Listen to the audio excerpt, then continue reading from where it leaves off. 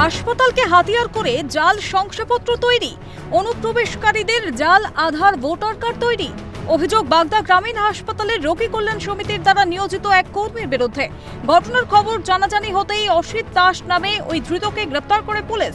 সঙ্গে গ্রেফতার করা হয় বাগদারই আরেক বাসিন্দা সুমন কুমার ঘোষকে।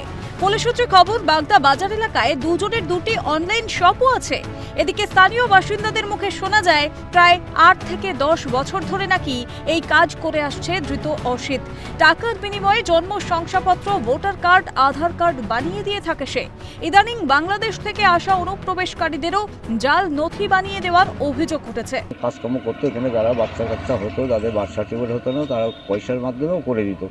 এর ভিতরে মাঝে শুনলাম যে ও বাংলাদেশের কিছু অবৈধ লোকজন আসতো, তাদের আধার কার্ড, ভোটার আই কার্ড, এই সমস্ত সবকিছু করে দিত টাকার বিনিময়ে।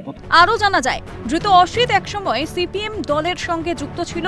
বর্তমানে বিজেপির হয়ে কাজ করছে। দাবি বাগদা তৃণমূলের পঞ্চায়েত প্রধান সঞ্জীব সর্দারের। তার দাবি, বাগদার বিধায়ক এইসব কাজকে কখনোই প্রশ্রয় দেয় না। এরা একসময় সিপিএম করতেন, পরবর্তীতে তারা বিজেপির দিকে এসেছেন। এরা শুধু আধার কার্ড বা বার্থ সার্টিফিকেট নয়, এরা অনেকে এনজিও খুলেও বসে আছেন। এরা দুর্নীতিকে একেবারে মাটির তলায় পৌঁছে দিয়েছেন একসময়। অপরদিকে বিজেপির দাবি, জাল নথি তৈরির পিছনে তৃণমূলের হাত। তৃণমূলের বড় বড় মাথা ছাড়া এ কাজ সম্ভব নয়।